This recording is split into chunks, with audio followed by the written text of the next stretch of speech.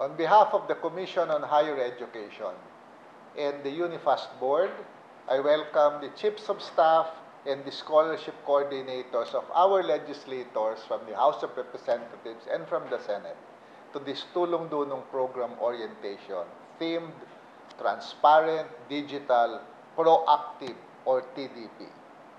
I thank the Senate Public Affairs Office and the Association of the Congressional Chiefs of Staff for partnering with us in holding this activity to ensure seamless and coordinated implementation of the Tulong-Dunong program.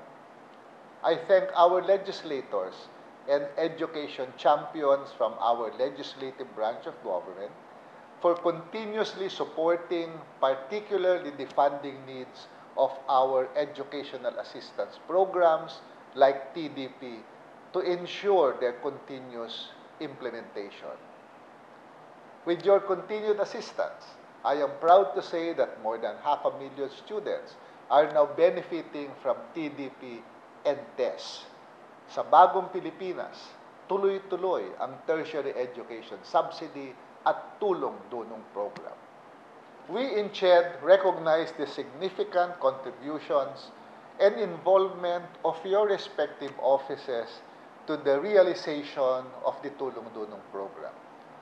This is why we hold this activity regularly, to provide you with a comprehensive understanding of the guidelines of the Tulong-Dunong program, as well as an overview of the process of the application and a discussion of frequently asked questions on the implementation of the program.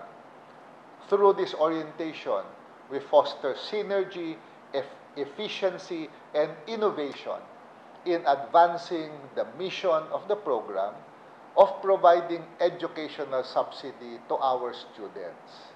Together, let us strengthen our collaborative efforts to improve and effectively deliver educational support and opportunity to all deserving Filipino students.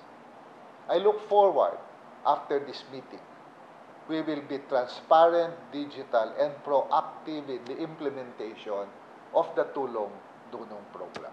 Sa ating mga kampyon ng edukasyon, sa House of Representatives at sa Senado, maraming salamat muli at ipinadala nyo ang inyong mga opisyal at inyong mga staff para maintindihan kung ano ang dapat nating gawin para siguruhin na ang Tulong-Dunong program ay hindi lamang tuloy-tuloy, kundi siguradong makakarating sa ating mga nangangailangang mga estudyante sa tamang oras sa pinakamabilis na proseso. Magandang umaga sa inyong lahat.